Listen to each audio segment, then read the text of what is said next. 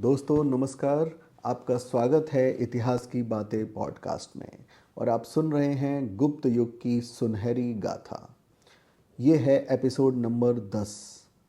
इस 10वें एपिसोड में हम बात करेंगे गुप्त युग की सबसे महत्वपूर्ण विशेषताओं पर, और वह विशेषता थी भारत का शास्त्रीय युग। इस युग को न केवल राजनीतिक स्थिरता बल्कि साहित्य, कला और शिक्षा के महान योगदान के लिए जाना जाता है। गुप्त युग की गुप्त युग को शास्त्रीय युग कहा जाता है क्योंकि इस दौरान भारतीय साहित्य, धर्मशास्त्र और अकादमिक ज्ञान ने अभूतपूर्व ऊंचाइयों को छुआ। तो चलिए जानते हैं इस युग की प्रमुख साहित्यिक और शैक्षणिक योगदानों को। हमेशा की तरह इस पूरी यात्रा को रोचक बनाने के लिए हम कुछ सवालों से शुरुआत करेंगे। तो सवाल है, गुप्त युग में पुराणों और धर्मशास्त्र का क्या महत्व था? दोस्तों, गुप्त युग के दौरान संस्कृत साहित्य का विकास अपने चरम पर था। इनमें हम दो उदाहरण लेंगे, पुराण और धर्मशास्त्र का। पुराणों में तो गुप्त काल में कोई 18 प्रमुख पुराणों की रचना हुई। इसमें विष्णु पुराण, भागवत पुराण और मत्स्य पुराण प्रमुख थे। ये ग्रंथ हिंदू धर्म के धार्मिक और सांस्कृतिक मूल्यों को संरक्षित करने वाले थे। इनमें धर्म, दर्शन और समाज व्यवस्था का वर्णन मिलता है। तो ये थे पुराण। अब हम बात करते हैं धर्मशास्त्र की। इस युग में धर्मशास्त्रों का विस्तार हुआ। मनुस्मृति व अन्य धर्मशास्त्र सामाजिक, धार्मिक और कानूनी व्यवस्था के लिए मार्गदर्शक थे। ये ग्रंथ गुप्त शासकों द्वारा शासन और न्याय प्रणाली में इस्तेमाल किए जाते थे। गुप्त युग में संस्कृत साहित्य केवल धार्मिक दृष्टि से ही नहीं बल्कि समाज और नैतिक, सांस्कृतिक सभी आधारों को मजबूत करने वाला था। दोस्तों, अब आते हैं अगले सवाल पर। ये सवाल है महाकवि के बारे में। जी हाँ, कालिदास को भारत का महानतम कवि क्यों माना जाता है? इसका उत्तर आप देंगे कि गुप्त युग के महान कवि कालिदास को संस्कृत साहित्य का स्तंभ माना जाता है। ऐसे लिखना प्रारंभ करें कि इस युग के महान कवि कालिदास को संस्कृत साहित्य का स्तंभ माना जाता है। इनकी प्रमुख रचनाओं को लिख दें, जैसे अभिज्ञान शाकुंतलम, जिसमें प्रेम और कर्तव्य पर आधारित नाटक हैं। दूसरा मेघदूत, जिसमें प्रकृति के सुंदर वर्णन के साथ यक्ष का संदेश है। रघुवंश, जिसमें रघु के वंश के राजाओं की गाथा है।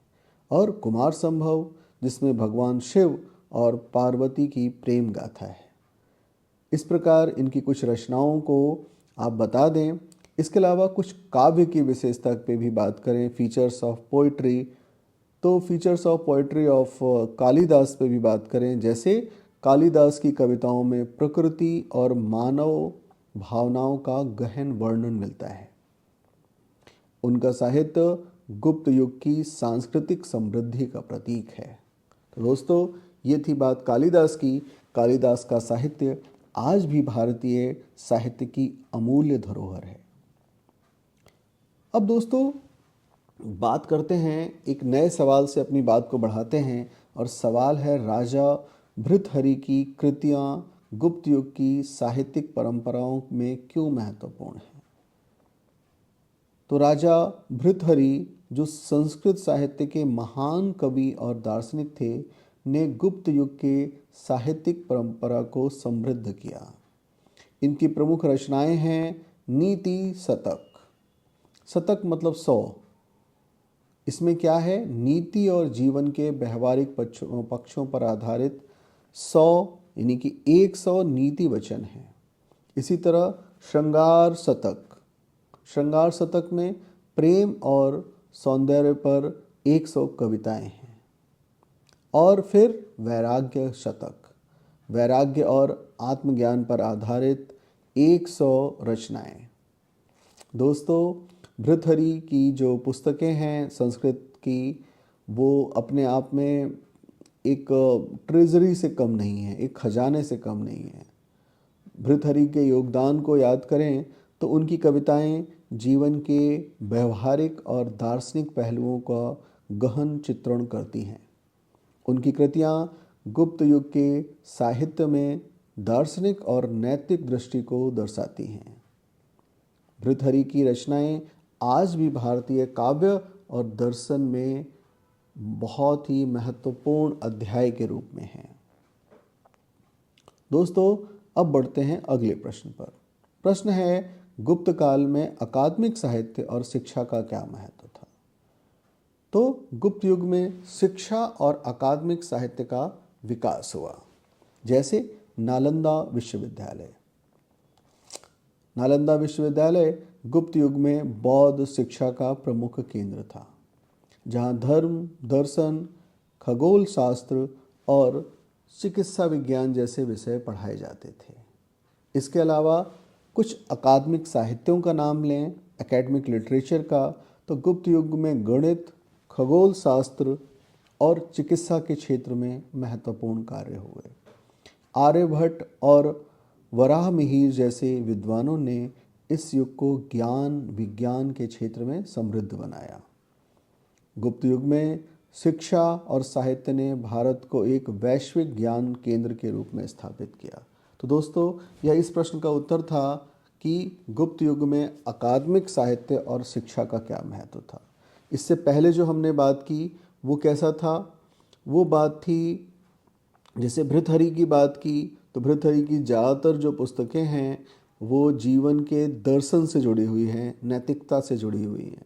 जबकि आपको जब प्रश्न में पूछा जाए कि आपको अकादमिक उत्तर देना है तो अकादमिक ही उत्तर दें, तो उसमें नालंदा विश्वविद्यालय के बारे में चर्चा करें और अकादमिक साहित्य जो आर्यभट्ट और वराहमिहिर का है, जिसमें गणित, खगोल शास्त्र और चिकित्सा शास्त्र की बात कही गई है। दोस्तों, हमेशा उत्तर देते समय यह ध्यान दें कि प्रश्न के इर्द गिर्द ही आपका उत्तर होना चाहिए। प्रश्न से आपका उत्तर भटकना नहीं चाहिए। तो दोस्तों, गुप्त युग को भारत का शास्त्रीय युग कहा जाता है क्योंकि इसमें साहित्य, धर्म और शिक्षा के क्षेत्र में अद्वितीय योगदान दिया। साहित्य में जहाँ कालिदास, भर्तृहरि व अन्य विद्वानों की कृतियाँ हैं, वहीं धर्म व संस्कृति में पुराण और धर्मशास्त्रों का विकास हुआ।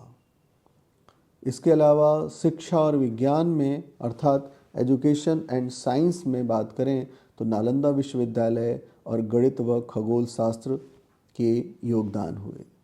इस प्रकार हम कह सकते हैं कि गुप्त युग एक क्लासिकल युग था, एक शास्त्रीय युग था। शास्त्रीय से अर्थ होता है जो कुछ नियमबद्ध हो जाए और वो नियम फिर आगे फॉलो हों। ऐसे युग को क्लासिकल युग या शास्त्रीय युग कहते हैं। जैसे अगर हम बात करें शास्त्रीय संगीत, शास्त्रीय नृत्य, तो शास्त्रीय नृत्य या संगीत वो हैं जो कुछ नियमबद्ध हैं। नियमबद्धता की वजह से उसमें शास्त्रीयता है। तो दोस्तों, आज का एपिसोड यहीं समाप्त होता है। गुप्त युग की यह गाथा हमें यह सिखाती है कि एक सभ्यता की महानता उसकी सांस्कृतिक, साहित्यिक और शैक्षणिक उपलब्धियों से मापी जाती है। हमसे जुड़े रहें और अपने सुझाव व विचार हमारे साथ साझा करते रहें। दोस्तों, आप भी जीवन के हर दिशा में, हर क्षेत्र में प्रगति करें। वो आर्थिक भी हो, साहित्यिक भी हो, सांस्कृतिक भी हो। ऐसी ही उपलब्धियों को हम एक होलिस्टिक या संपूर्ण उपलब्धि कह सकते हैं। तो दोस्तों, फिलहाल नमस्कार, धन्यवाद। मिलते हैं अगले एपिसोड में।